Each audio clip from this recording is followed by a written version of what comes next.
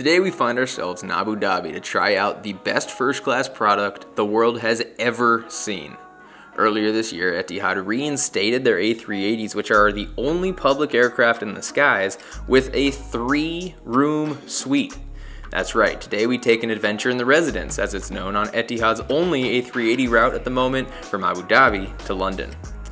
Etihad actually provides a chauffeur service for first and business class travelers, which picks up and drops off right near the entrance to Terminal 3, where they helped me over to the first class entrance. Speaking of which, bonus points for this journey, as my timing was comedically horrible as we traveled on the last ever day of the old terminal at Abu Dhabi. The date of this journey was October 31st, and on November 1st, the first flight will have taken place from Abu Dhabi's brand new terminal. I didn't get the chance to experience that new terminal, but they advised me that it would be a space 10 times more wonderful. So if I'm ever able to save up enough money to try this again, we can check it out. For now, for old time's sake, we head to Terminal 3 at Abu Dhabi, which houses almost entirely Etihad, is slightly newer than Terminal 1, and the only gates capable of holding the A380. The premier check-in area is nicely decorated and much smaller than that of its Emirati counterpart up in Dubai, with mostly business class counters and one wall of first class check-in. Each desk is a consultation style where you take a seat and they take care of everything. The only drawback, although not necessary, but Qatar's first class check-in supplies you with hot towels, refreshments, and fancy luggage tags at check-in. Now when you say the magic words, the residence, someone appears immediately to escort you through the whole process. It's like saying Bloody Mary 3 times. The agent helping me got me checked in, escorted to the front of the security line, and then up into the lounge. Etihad has a specific lounge for residence customers. Your escort will take you up into the first class lounge, and then to the back corner into the secret room only for people in the residence. At the moment, there are multiple hours between A380 flights, which is great because they only put one residence worth of people in the room at any given time, meaning no more than 2. Luckily for me, the previous London flight had no one in the residence, so I got into the lounge about 6 hours before boarding. The space really is incredible, and it felt a bit weird to be here after seeing all the YouTubers in this room over time, so finally being in the room myself was kind of strange. The decorations were wonderful, but personally I feel that they may be starting to show a bit of age, so I guess the move is right in time.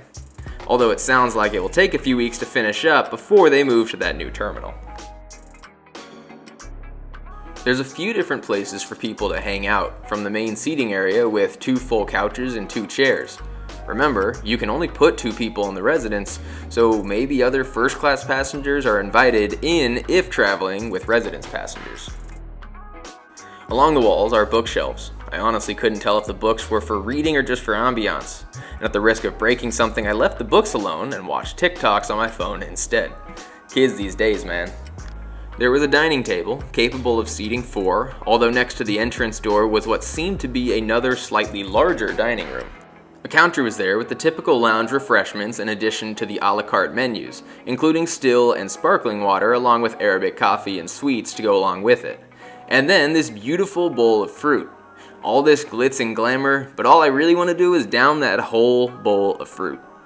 There was this back hallway with one room for prayer and ablution, it seemed, and then right next door was the private lavatory with shower. It was honestly all just a bit surreal to have all this space to myself for 8 hours.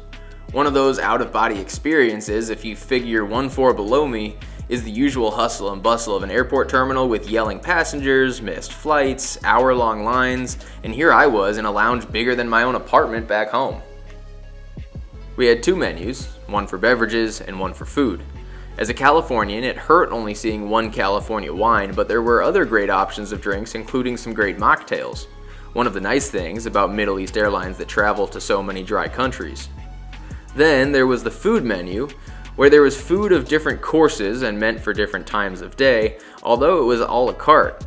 Although a couple times I found it a bit tough to flag someone down and just had to stand awkwardly in the doorway until one of the employees finally saw me.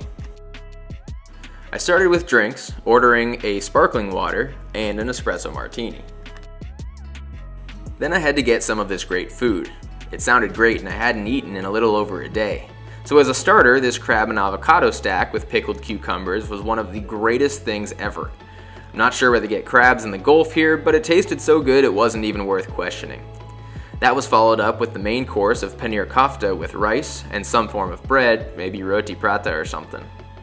Ever since y'all roasted me endlessly on my Air India video for calling the paneer tofu, I have actually decided that the paneer dishes are some of my favorite foods from India and the Middle East, this dish included. For dessert, I had to go with the raspberry option, including basically a little pie with raspberry vanilla ice cream and a wafer of sorts on top. Very berry-y, but very good. After I ate, they asked if I wanted a blanket and pillow in order to get some rest since there was still about 5 hours until boarding. I accepted and they brought me a super comfortable blanket and set the lights for rest. I thought sleeping on the couch would be weird, but it was 10 times more comfortable than my bed at home, good enough to sleep within a matter of minutes. When I got up, I still had a couple of hours left, and in today's episode of Things We Learned About Patrick, if I'm alone for this long, I start to go a bit crazy. To sleep or not to sleep? To work out or not to work out? Or maybe cave in and read one of these books, but definitely not break anything. What better way to pass the time than food? So I got a small snack before boarding. This time, just a plate of fruit and a Turkish coffee that was half powder. Granted, I've never had Turkish coffee. Maybe the powder's all part of the experience, but I'm gonna guess not.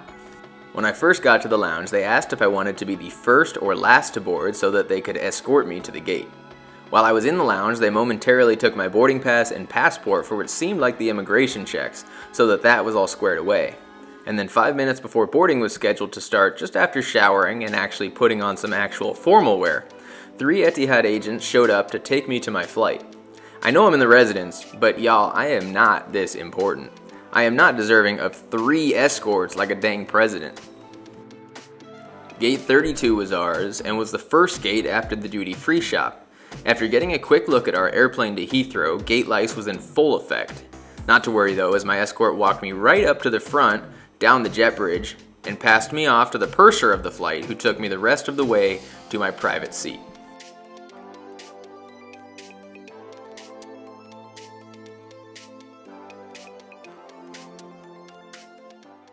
One of the only things that could ruin a trip this good would be finding out that your internet data, your passwords, or any other of your personal devices' information had been stolen. Recently, I worked with NordVPN in order to create a discount for any of you guys looking to encrypt your online data. Using my link below, nordvpn.com/PatrickShea, you can get 4 free months in addition to any 2-year plan that you purchase, at no risk to you as well, with a 30-day money-back guarantee. When you travel as much as I do, you come across plenty of unsafe network connections around the globe, and NordVPN can help you by routing your traffic through their protected servers so that no bad parties can access your data.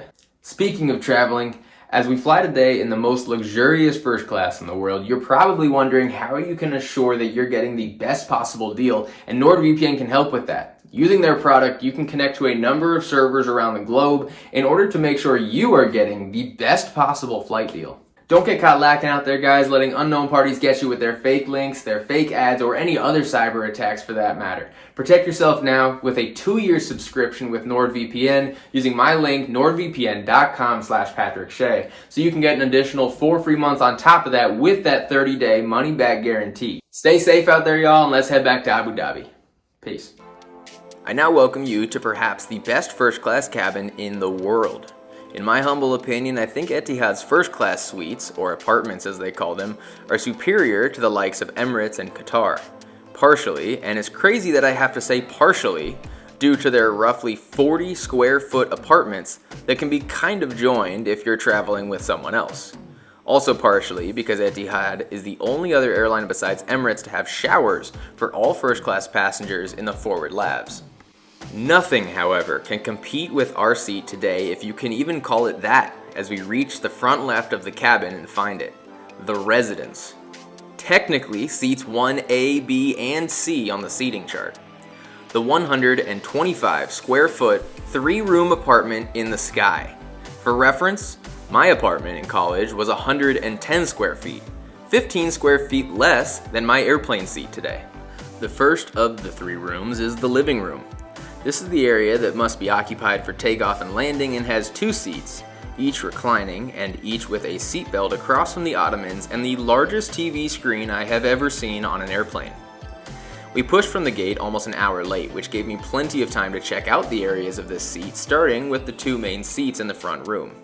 They are not only the most cushioned seats ever, but also ginormous, so if traveling with a second person, you won't be cramped at all. They also had the 3 throw pillows, good for accents or lumbar support, in addition to the 2 throw blankets on the ottoman. To either side of the seats there are countertops, each with the same features. In the little cubbies you'll find storage, but also the charging ports and headset jacks, the TV remote, and this little screen to control the seat adjustments, lights, windows, and more. We also have the very large tray tables that slide out and then up from the armrest. Also, one of the few things that wasn't renovated, it seems, in these suites, as we see new carpets and colors than before the COVID times. Then there's an additional panel for seat and light adjustments with buttons, as opposed to the screen panel. In front of us is the ottomans for people in these seats, 2 of which have a very large storage area, accessible with just the push of a button. The other one with a mini bar full of sodas, still and sparkling water, and drinking glasses. This is also the only room with windows.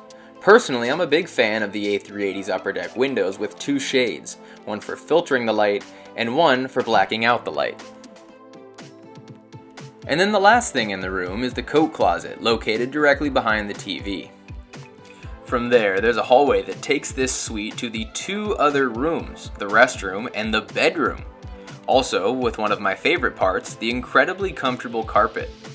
The restroom isn't the largest in the world, much smaller than Emirates and Qatar's A380 first class labs, but this one is for me and only me. All of these amenities, the sink, the toilet, and especially the shower, all for me. Then the last room, the bedroom. A full double bed with seatbelt, able to fit both people using the residence. There's headset jacks and charging ports on each side of the bed with storage cubbies, counter, and a space for water bottles. Not to mention a second TV. I've talked about which beds in my travels have been the most comfortable on airplanes, but nothing beats a real bed with real sheets, real pillows, and the comfiest of comforters, all made a bit better by only using accent and indirect lighting, as opposed to the harsher direct lighting.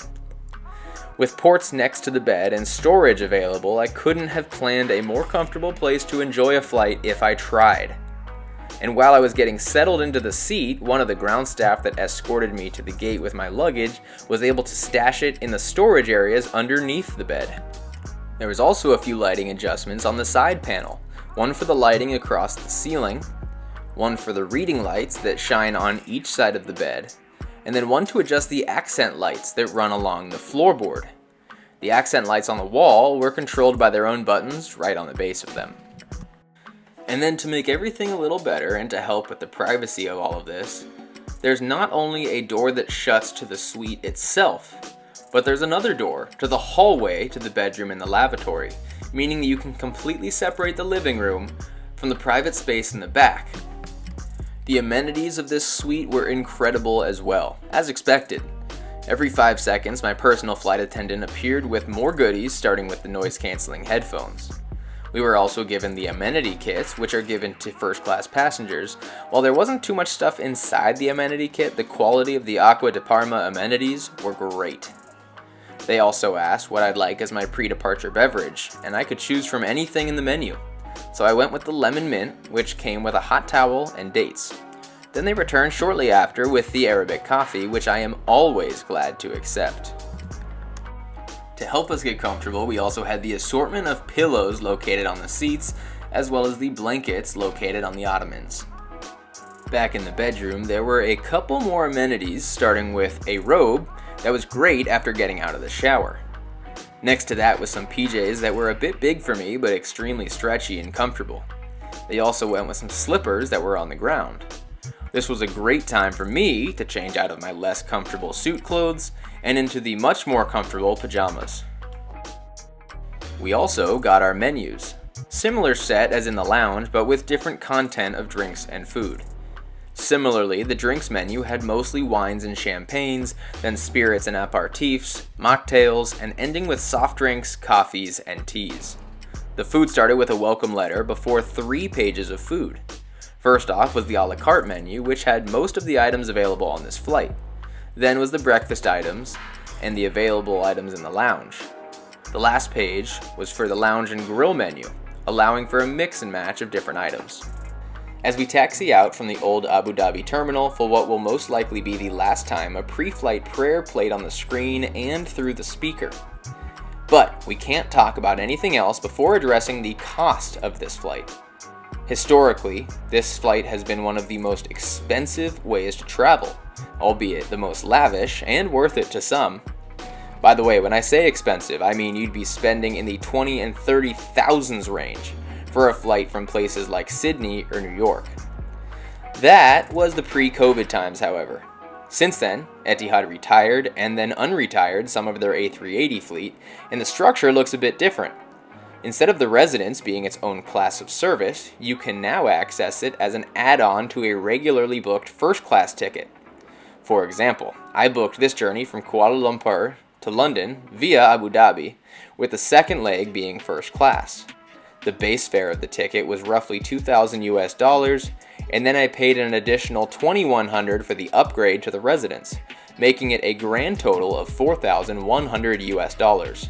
By far the most expensive flight I have ever purchased, but fortunately, as soon as they announced the return of the A380, I couldn't risk missing out, so I began setting aside money bit by bit for it, and this was much cheaper than I was expecting.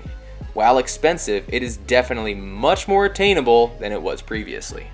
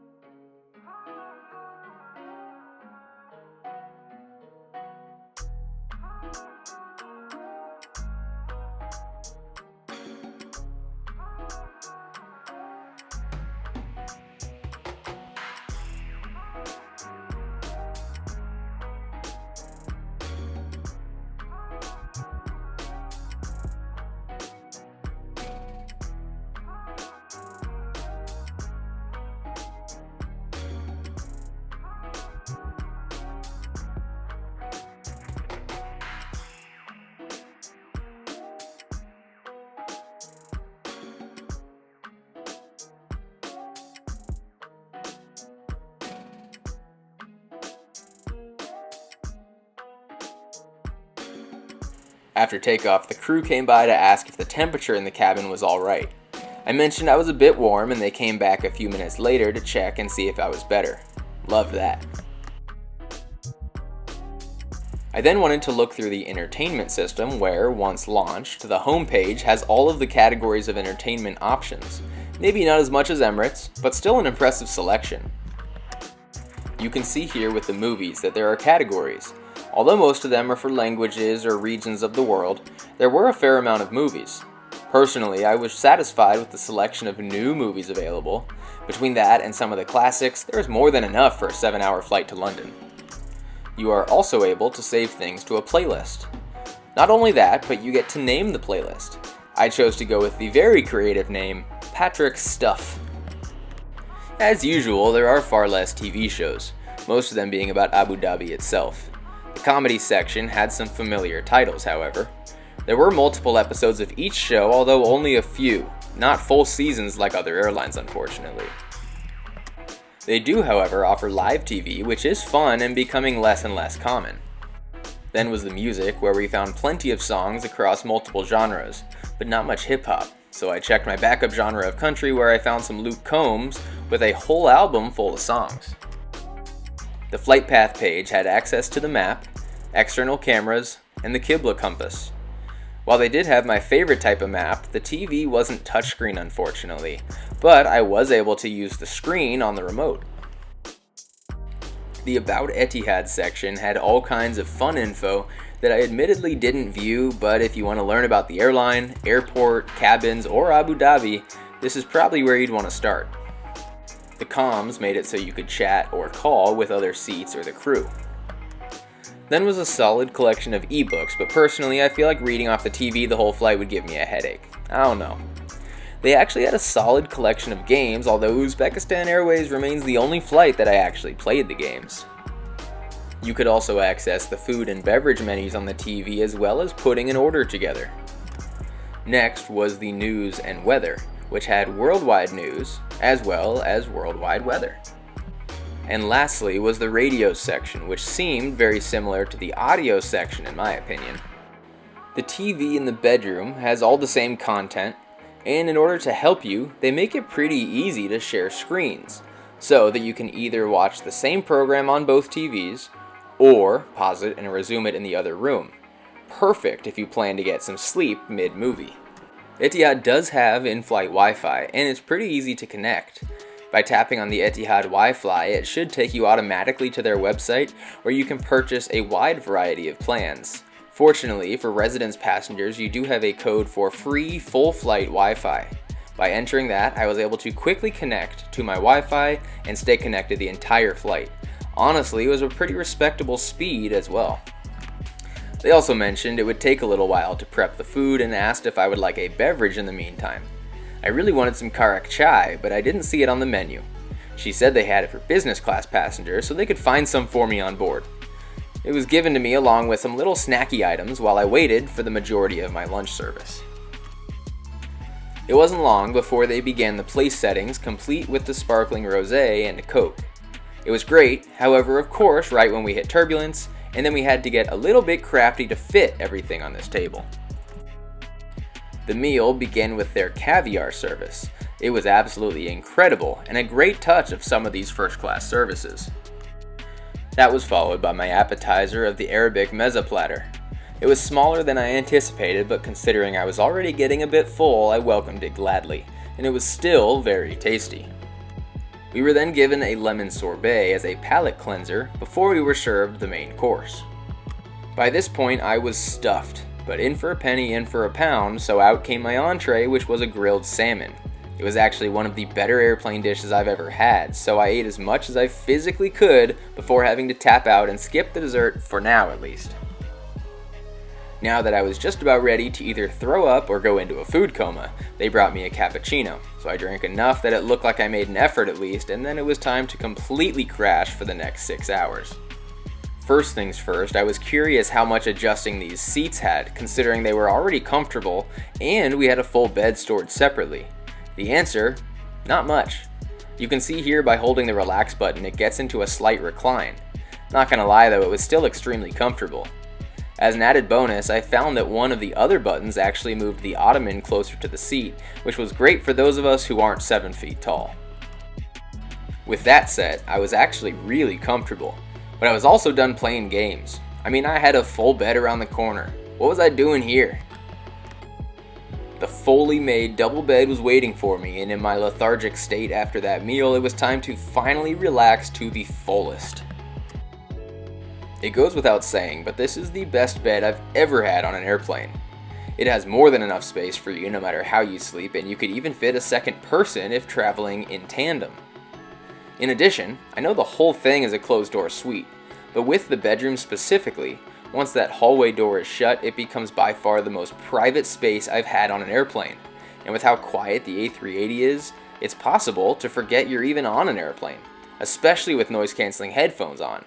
To the point that, the first time we hit turbulence while crossing the Alps, it actually made me jump for a second, but was also my cue to buckle that seatbelt that spans the bed. I have never been so comfy while working on an airplane. I really wanted to sleep, but with only a 7-hour flight, I didn't want to waste any of it sleeping. Instead, I guess I'll just hold out hope that they bring it back to longer routes, and then hope that I'll be able to afford it again.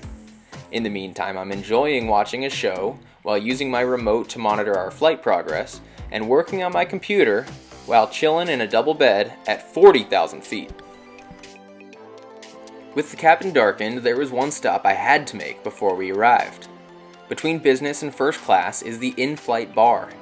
It's admittedly a bit smaller than the one on Emirates, but I also feel like they use the space a bit better. I do like the circle of seats with the table in the middle, but I also appreciated having charging ports between the seats.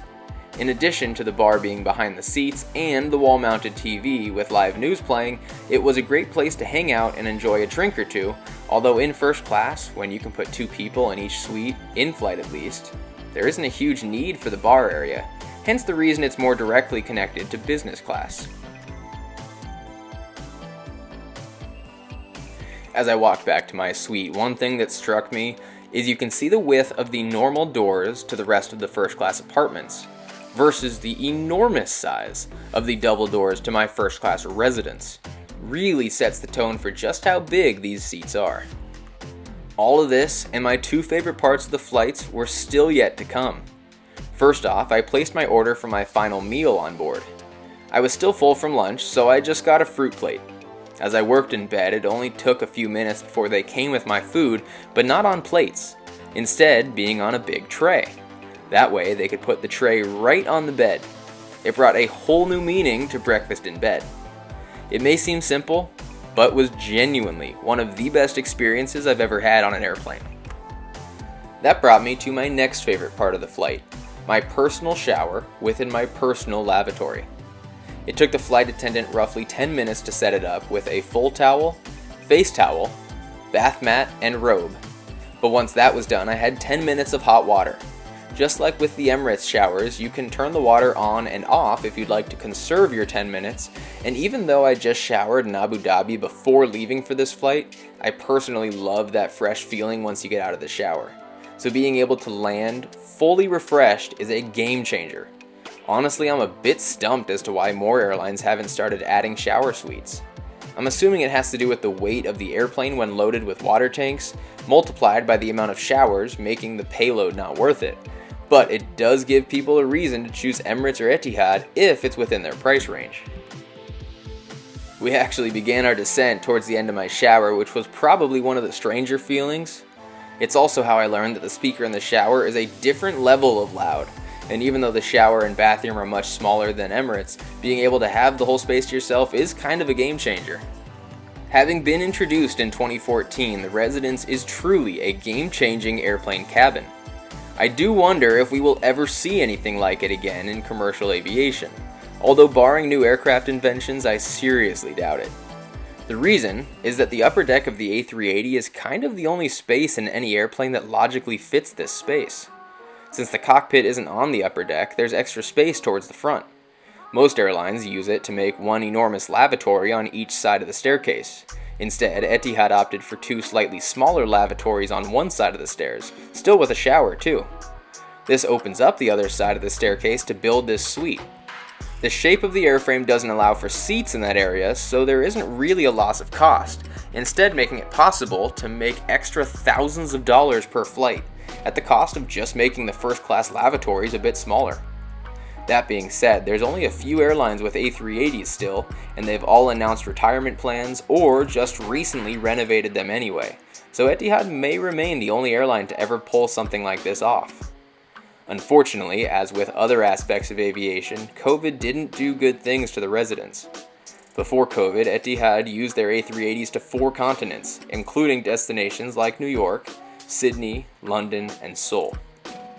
And most, if not all of the Residence destinations had their own special Residence lounge as well.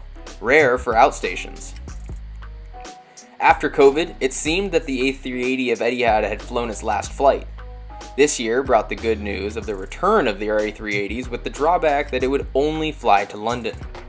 Etihad has said that they have no plans to bring it to any other destinations at this time, as they've only pulled a few out of storage. So I also wonder what happened to those residence lounges at these other residence lounges that have since become useless. I've heard rumors from sources that will stay anonymous for now that there is talk about returning it to Toronto and another city that started with a B, although the accent was too thick for me to understand. If we see Etihad pull more out of storage, I could see New York and Sydney making a return as well. While nothing's official or even officially rumored, one can hope, since as amazing as this flight was, 7 hours was just not enough time to take it all in. I mean, I didn't even get to sleep in that amazing bed. There just wasn't enough time, but maybe another day soon.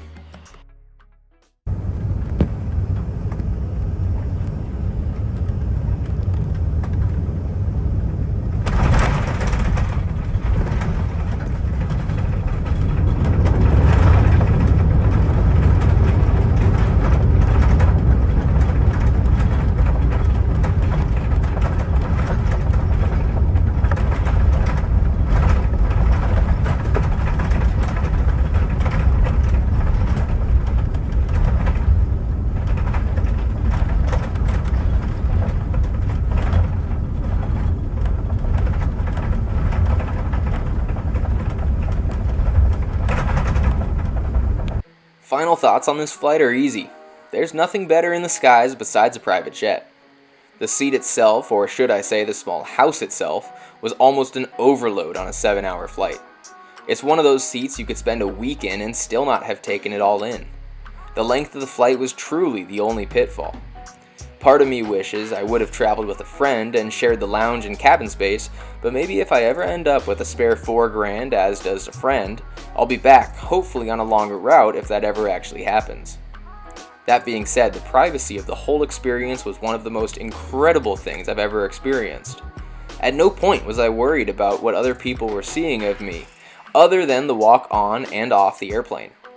The lounge was incredible and extremely comfortable with areas for lounging, eating, praying, and washing. Although 7 hours alone in there may have been more than enough. The customization of it all is another major plus. A la carte dining from the lounge to the airplane, custom handmade drinks, and whatever timing you'd like to sleep and shower since the whole space is yours. Interestingly enough, it seems there is a definite reduction in the service from the pre-COVID levels. With personal butlers, suite customization with warm welcome cards and stuff, it does make sense why it's at least a third of the cost that it used to be. I'm a bit bummed to have missed that full experience, but I would say that it's still worth every penny if you can afford it. The crew is still fantastic, and I would put it on the ranks of a regular first-class service, just with this incredible space to yourself, which to be fair, seems to be how they're marketing it now as well. The only thing I will say is that it seems no matter what they do, Etihad will be second to Emirates. I don't particularly think the experience is the reason, as I find Etihad's first-class spaces to be better than Emirates in my opinion, but Emirates just has better brand recognition around the globe and possibly better amenities. The one thing I will say about Etihad is that it seems that of the Gulf carriers, Etihad does have the best point-to-point travelers as opposed to the banked hub-and-spoke method of Emirates and Qatar. Possibly because Abu Dhabi brings plenty of diplomats, although I feel this also hurts them as Qatar and Emirates just have many more destinations, so people are able to get between a large number of destinations in 6 continents. I would love to see Etihad grow to that size, as it hasn't flown to San Francisco, my home airport, since the mid-2010s, and even operated that route using leased 777s from Jet Airways for the later part of that service.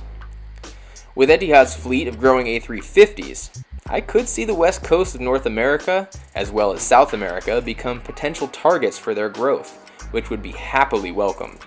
Although I don't think we'll ever see the residents reach those places, unfortunately, as I would bankrupt myself for the chance to fly the residents all the way home to San Francisco. What are your thoughts on the residents, however? Not just that, but what are your thoughts on Etihad's rank within the world's airline and its Gulf competitors? Now, when you're flying the residents, Etihad ground staff escorts you through every step. That included the cabin crew handing me off to my personal escort to immigration. I, however, had a connection on British Airways to get back home. My escort was able to take me as far as the flight connections bus, as I had to get from Terminal 1 to Terminal 5. If you know anything about Heathrow, you know this is quite possibly the worst connection to have to make. My escort was pondering the idea of clearing immigration to take the Elizabeth line to Terminal 5, which she thought would be faster, but I didn't really want to mess with immigration if I didn't have to, so I opted to take the transfer bus, and my God, was that the wrong decision. Honestly, I'm a bit surprised that residence passengers don't get car service to connecting flights in Abu Dhabi or London. Maybe with the new, larger Abu Dhabi terminal we'll see that. To get to Terminal 5, however, I had to take a bus to Terminal 2, which took me around the entire airfield, a roughly 15-minute drive, although we had to pull off and let aircraft pass a couple times. Then you have to get off there and board another bus to Terminal 5. Once you get there, you can pass through a security check and onto the transit desks and the rest of the terminal. I also misread my boarding gate, took the train to the C gates, where you can't take the train back, so you have to walk the entire way back. Because why make it easy when you can make it so ungodly difficult? Finally, I reached my gate, which was a bus gate for my flight back to San Francisco, bringing me to my last and final point. I counted 5 first-class flights in my lifetime, and by total coincidence, I've followed all of them up with my next flight being in economy. After British Airways to San Jose, I flew Southwest to Vegas. After Emirates first class to San Francisco, I flew United Economy in a middle seat to Boston. After Asiana A380 first class, I flew United Economy across the Pacific to San Francisco. After Kuwait Airways first class to Manila, I flew Jeju Air to Seoul. And now after flying the world's best first class on Etihad, I flew British Airways Economy back to San Francisco, where they forgot to load the second meals for the 12-hour flight, so before arrival, all we got was a little cup of buckwheat and a water. At the very least, the aisle seat passenger no-showed, so I was able to escape my middle seat. But anyways, now that I'm done rounding the world in less than 2.5 days, safe travels, and I'll see y'all next time.